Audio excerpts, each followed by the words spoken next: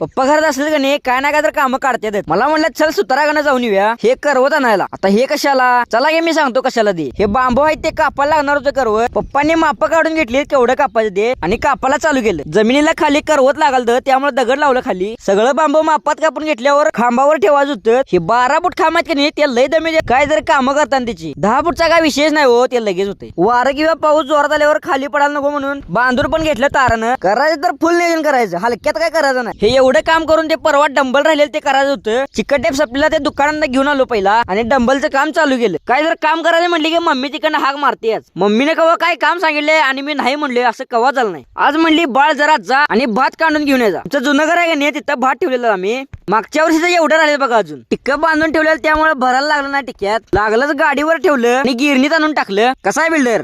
4 दिवस पाऊस नसल्यामुळे भाऊ म्हणला पवायला चल. असं म्हणलं गरम आलतं चल म्हणलं मी पण. आवेला शॅम्पू घेतला आणि चाललो धरणाला. पाऊस नसल्यामुळे पब्लिक पण आलतं ढीग.